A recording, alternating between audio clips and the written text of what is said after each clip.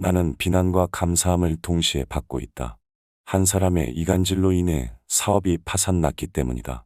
회사 파산으로 인해 투자자들의 빚을 갚으려고 하는 자와 책임을 회피하려는 자 사이에서 서로 간의 분쟁이 일어난 것이다. 빚을 갚기 위해 고군분투하고 있는 것을 아는 투자자들은 감사함을 전한다.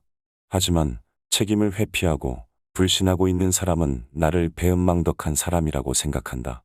어느 날 전화 한 통화를 받았다. 모든 불평, 불만을 털어놓고 심지어 나를 까가 내리는 발언을 일삼는다. 오래전에 있었던 일을 꺼내 그 당시 했던 내용과도 다른 말을 하기도 하였다. 통화 중에는 반박도 하지 못했다. 할 이유도 없었기 때문이다. 화나는 감정을 억누르고 그저 웃었다. 신랄하게 비평하는 것도 소뚜껑처럼 달아오른 감정도 어느 정도 사그라들었다. 내가 화를 냈다면 나는 후회했을 것이다. 그냥 웃는 것만으로 나의 감정은 평화로웠고 악의를 가지지 않았기 때문에 오히려 동정심이 들었다. 그가 불쌍해 보였다. 왜냐하면 빚을 갚기 위한 올바른 방향으로 간다라는 믿음이 있었기 때문이다. 지금은 점점 일이 잘 풀리고 있다. 불신도 조금씩 없어지고 있다. 나는 확신한다. 모든 일이 다시 정상으로 돌아갈 것이라고. 그리고 전화했던 사람도 자신을 돌아볼 수 있는 시간이 되길 바라며 그렇게 나는 오늘도 승리하는 하루를 보낸다. 당신이 부당한 비난의 희생양이 되었을 때 특히 도움이 된다. 당신에게 말대꾸하는 사람에게는 뭐라 할 수 있지만 그저 웃는 사람에게 무슨 말을 할 수 있겠는가. 미 해병대를 지휘했던 스매들리 버틀러와 인터뷰를 한 적이 있다. 젊었을 때 그는 지나칠 정도로 인기를 얻고 싶은 열망에 사로잡혔고 좋은 인상을 갖고 싶어 했다. 당시 그는 사소한 비난에도 괴로워하고 마음 아파했다. 하지만 30년 동안의 해병대 생활이 그의 가죽을 단단하게 만들었다고 고백했다. 저는 그동안 누렁이다, 뱀이다, 냄새나는 스컹크다, 온갖 꾸지람과 모욕은 다 들어봤습니다. 그것 때문에 괴롭냐고요? 전혀요. 지금은 그런 욕은 한 귀로 듣고 한 귀로 흘립니다. 우리 대부분은 사소한 조롱과 공격을 너무 심각하게 받아들인다는 것이다. 요즘 나는 사람들이 당신과 나에 대해 생각하거나 우리에 대한 말을 신경 쓰지 않는다는 것을 실감한다. 사람들은 자기 자신에 대해서만 생각한다. 아침 식사 전후에도 자정이 10분 지난 시간까지도 자기 자신만 생각한다. 당신이나 내가 죽었다는 소식보다 그들 자신의 사소한 골칫거리에 1000배는 많은 관심을 기울일 것이다. 설령 가장 친한 친구 6명 가운데 1명이 우리를 속이고 비웃음거리로 만들고 배신하고 등 뒤에 칼을 꽂고 함정에 빠뜨린다 할지라도 자기 연민에 빠지지는 말자. 대신 그것이 바로 예수에게 일어났던 일이었음을 상기하자.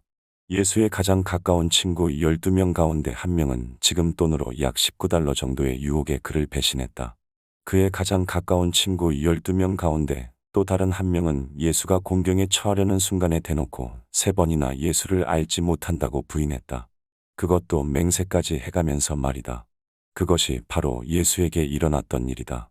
당신이나 내가 이보다 더 나은 결과를 기대해야 할 이유가 무엇이란 말인가?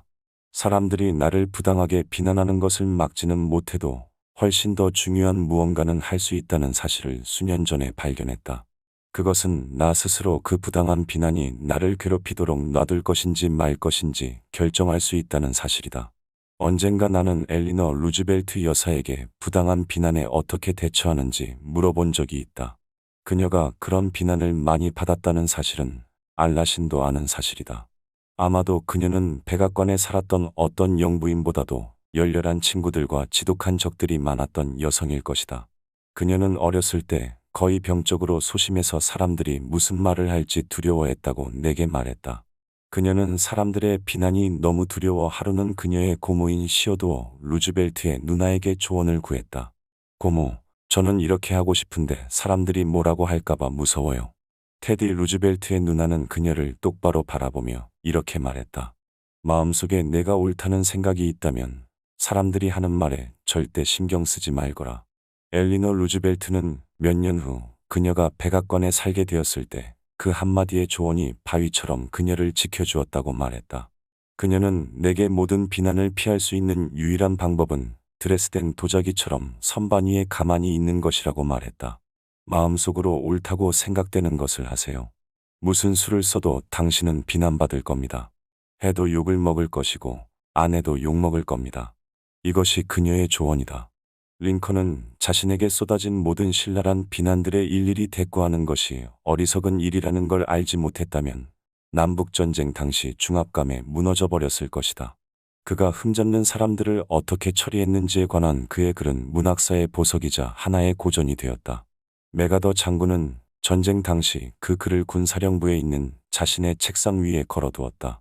윈스턴 처칠도 그 글을 액자에 넣어 서재벽에 걸어두었다. 그 글은 다음과 같다. 나를 향한 모든 공격에 대해 답변까지는 아니더라도 일일이 읽어보려고 했다면 이 가게는 문을 닫고 다른 일을 알아보는 편이 나을 것이다. 나는 내가 알고 있는 한 최선을 다하고 있다. 그리고 끝까지 그렇게 할 작정이다. 결과가 좋게 나타나면 나에게 무슨 말을 했는지는 문제가 되지 않을 것이다. 결과가 나쁘게 나타나면 그때는 10명의 천사가 내가 옳았다고 선언해도 소용없을 것이다.